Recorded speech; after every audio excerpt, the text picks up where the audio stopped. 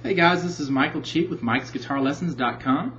Today we're going to be learning an exercise using scales that's called Hopscotch. And what we're basically doing is tying together the first and second positions of the pentatonic minor scale. You can do it with the second and third, and then the third and fourth and fifth, and then fifth to the first. But today we're just going to do the first and second positions, and you can apply it to the others if you know them. So this exercise will kind of look like this.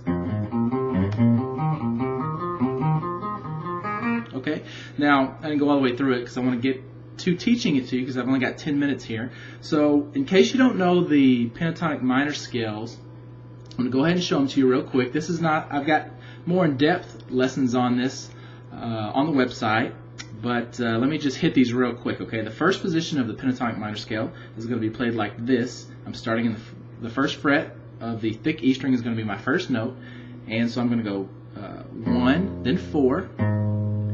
And then on the A string, it's 1, 3. The D string is 1 and then 3. The G string is 1 and 3. The B string is 1 and 4. And the E string, the skinny E string, is 1 and 4. Now you can equate that to the numbers to your fingers or the frets because it works out both ways if you're playing down here in this first position down here. Now that was the first position of the pentatonic minor scale. Now second position is going to be played like this.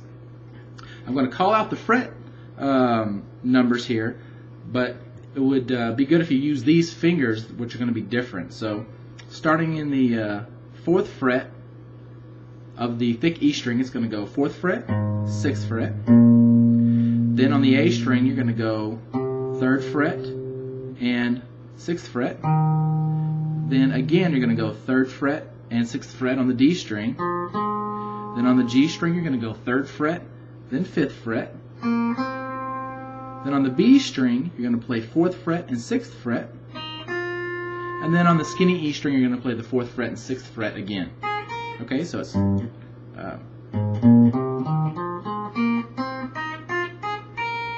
okay.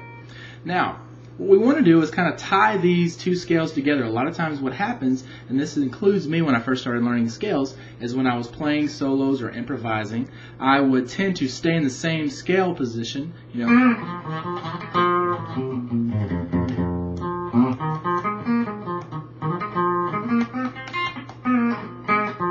You can just kind of stay right there, and then maybe go to my, my next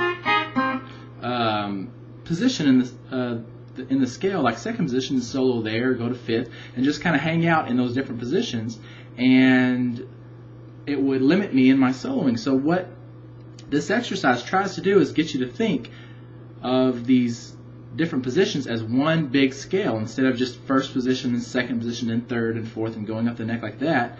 You kind of look at it as one big position, one big scale. So here's what the exercise entails. Your first, and you can just pretty much copy me and probably get the pattern here. So the first 4 notes are going to be 1st fret on the E string, then 4th fret on the E string, then 1st fret on the A string, and then 3rd fret on the A string. Now those are our first 4 notes in the first position of the pentatonic minor scale. Now we're going to switch to our second position notes. So we're going to go back to 4th fret on the E string, then 6th fret on the E string, then 3rd on the A string, then 6th on the A string. Okay, so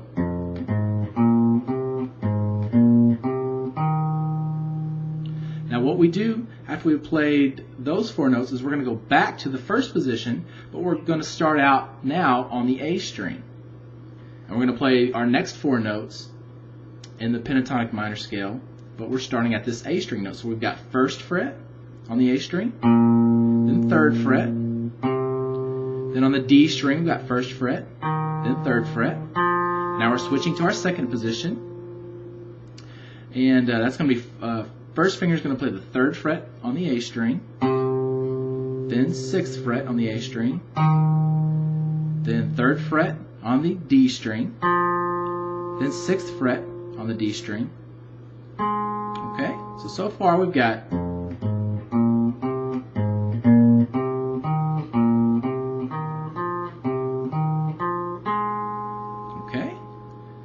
now we're going back to first position, and we're starting on the D string now. So first fret on the D string, third fret on the D string, first fret on the G string, third fret on the G string. Now to second position, third fret on the D string, sixth fret on the D string, third fret on the G string, fifth fret on the G string. Okay, so again that was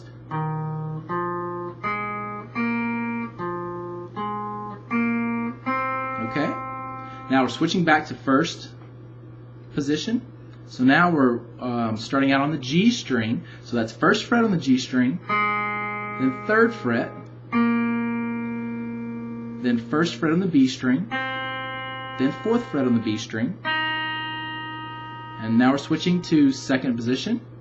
So third fret on the G string, then fifth fret on the G string, then fourth fret on the B string, then sixth fret on the B string. Okay, now we're switching back to first position for our last one. It's going to be first fret on the B string, fourth fret on the B string, first fret on the E string, fourth fret on the E string. And our last four notes, going back to second position here, it's fourth fret on the B string, sixth fret on the B string, fourth fret on the E string, sixth fret on the E string. And that's all the way through the scale. So I'll play it one more time and try to follow along with me. I'll go slow so you can keep up. So here we go. First position. Now second position.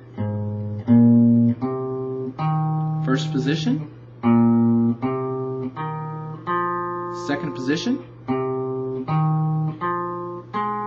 First position. Second position. Oh, sorry. Okay, back to first position. Now to second position. Back to first. And back to second. Okay, and when you get comfortable with it, you can add slides into it and start to actually work it into a solo. But what I mean by slides is maybe I like to slide sometimes when I go to my second position. Okay, slide that note up. Okay, and you can go up the scale like that or back down the scale and do all kinds of things with it. But the idea is to actually make yourself think of this as one big scale rather than two separate positions, and eventually you want to look at the whole guitar neck as one big scale that you're not dividing up into parts, and it should open up your improvising a lot. So I hope you enjoyed the lesson. If you want to see more lessons like this and the other scales, and I have tons of theory and a ton of songs on the website. Again, it's www.mikesguitarlessons.com, and good luck with the video.